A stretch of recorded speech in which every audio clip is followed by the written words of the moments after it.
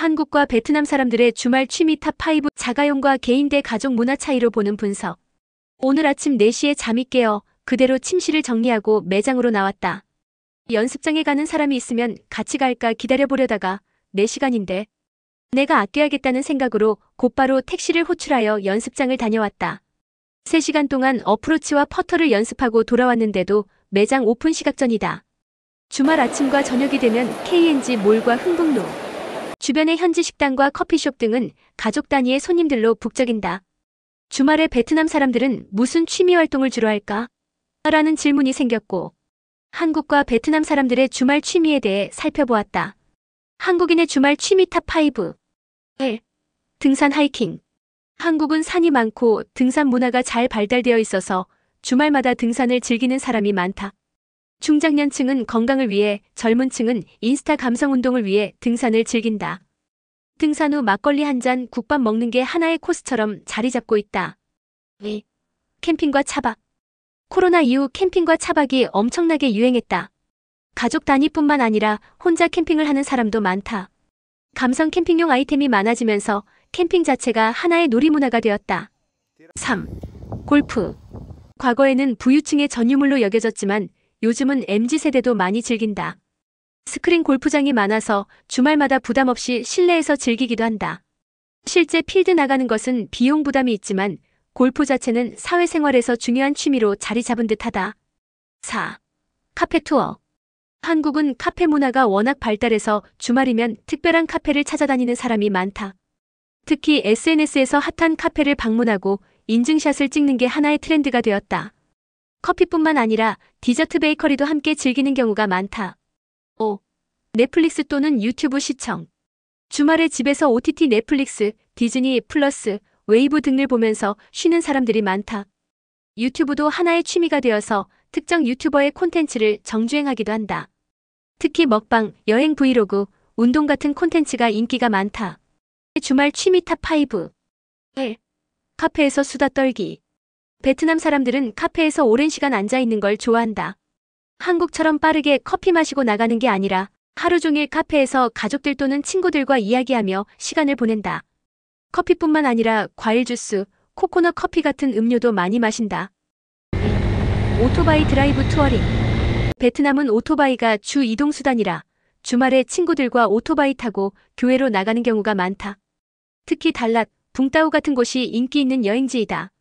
이는 오토바이가 단순한 이동수단이 아니라 드라이브 자체가 하나의 취미가 된 것을 의미한다. 3. 축구 앤드 풋살. 베트남은 축구 열기가 엄청나서 주말이면 친구들과 풋살을 하거나 공원에서 축구하는 모습을 쉽게 볼 수 있다. 특히 TV에서 유럽 축구 리그 프리미어리그, 챔피언스 리그 등을 보는 것도 인기가 많다. 국가대표 경기라도 있는 날이면 거리 응원까지 펼쳐지고 승리를 하는 경우 도로가 오토바이 행진으로 북적된다. 4. 노래방 가라오케. 베트남도 한국처럼 노래방인 가라오케가 발달해 있다. 친구들과 술을 마시면서 노래방을 가는 경우가 많고 가족 단위로도 많이 간다. 또한 야외 현지 식당에서 식사를 하면서 이동형 스피커에 모바일을 연결, 노래 부르는 것을 즐겨한다. 특히 K-POP과 베트남 팝송을 부르는 것이 인기를 얻고 있다. 5. 시장 앤드 야시장 구경. 주말이면 현지 시장이나 야시장을 돌아다니면서 구경하는 것이 하나의 문화이다. 한국처럼 대형 쇼핑몰에서 쇼핑을 즐기는 것과는 달리 전통시장에서 먹을거리, 옷, 자파를 사는 걸 즐긴다. 이 과정에서 먹거리 분짜, 밥 및 꼼땀 등을 사먹는 것이 빠질 수 없는 일정 중의 하나이다. 한국과 베트남 주말 취미 비교. 자가용과 개인과 가족 문화 차이로 보는 분석. 한국과 베트남의 주말 취미 차이를 단순한 문화적 요소로만 볼 수도 있지만 자가용 보급률과 개인과 가족 중심 생활 방식이 주요 원인으로 작용한다는 점을 발견하였다. 자가용 보급률이 취미에 미치는 영향. 한국은 자가용 보급률이 높고 도로 인프라가 잘 갖춰져 있어서 장거리 이동이 용이한 반면 베트남은 오토바이가 주요 이동수단이기 때문에 취미의 패턴이 다르게 나타나고 있는 듯하다. 한국 사람들은 차를 이용해 교외로 나가 비일상적인 경험을 즐기는 반면 베트남 사람들은 도시나 가까운 지역에서 일상 속에서 친구들과 함께하는 활동을 더 선호하고 있다. 한편 한국은 개인주의적인 생활 방식이 점점 강해지면서 혼자 하는 취미가 많아지고 있지만 베트남은 가족이나 친구 단위로 활동하는 문화가 강하게 남아있는 것이다. 한국은 1인 가구가 증가하고 개인주의 문화가 발달하면서 개인적인 취미 넷플릭스, 유튜브, 카페 투어, 혼자 등산들이 증가하고 있다. 친구들과 어울리는 경우에도 골프나 캠핑처럼 특정한 목적을 두고 만남을 진행하면서 혼자서도 즐길 수 있는 것이 중요한 요소로 인식되고 있는 것이다. 베트남은 아직도 가족 및 친구와 함께하는 문화가 강하다. 주말에도 사람들과 어울리는 취미 카페, 가라오케, 축구, 시장 나들이들이 발달하였으며 시장이나 카페에서 오랜 시간 머물며 대화하는 것이 일반적이라고 할 수 있다. 이는 혼자보다는 함께하는 것이 중요한 요소라고 볼 수 있는 것이다. 결론적으로 한국은 혼자서도 재미있게 즐길 수 있다는 점을 중시하여 취미를 선택하는 반면 베트남은 사람들과 함께 어울리는 것 자체가 주말 활동의 핵심이 되고 있다고 볼 수 있다.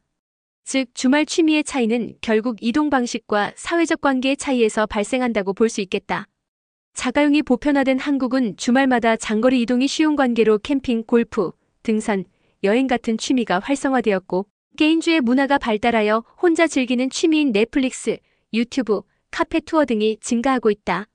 한편 오토바이 중심의 베트남 사람들은 카페에서 친구들과 수다를 떨거나 오토바이 투어 또는 시장을 방문하는 것 등이 취미 생활의 주를 이루고 있으며 가족 및 친구 중심의 문화 유지로 인해 함께하는 취미인 축구, 노래방, 길거리 음식 탐방 등이 중요하게 인식되고 있다.